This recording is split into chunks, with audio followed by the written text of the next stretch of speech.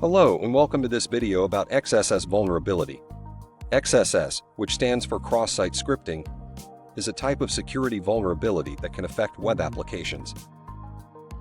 When you visit a website, your browser sends a request to the web server, and the server sends a response back with the webpage content. This content may include text, images, videos, and scripts that the browser can execute to add interactivity to the webpage. The problem arises when a website fails to properly validate or sanitize user input, which can allow an attacker to inject malicious code into the webpage. There are two main types of XSS attacks: reflected and stored. Reflected XSS attacks occur when the malicious code is included in the URL or form data submitted by the user, and then reflected back to the user in the server's response.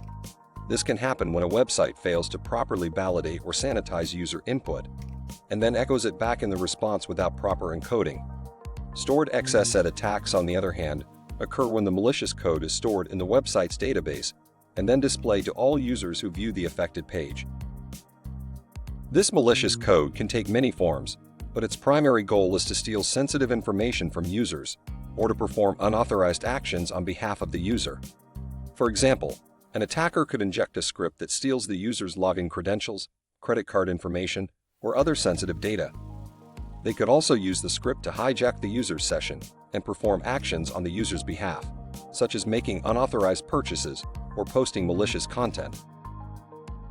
To prevent XSS attacks, web developers should follow best practices for validating and sanitizing user input, encoding output to prevent malicious code injection, and implementing appropriate security controls such as session management and access controls.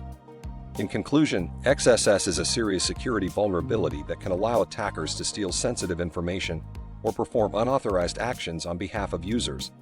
To prevent XSS attacks, it is important for web developers to follow best practices for secure coding and implement appropriate security controls. By doing so, we can help ensure that web applications are safe and secure for all users.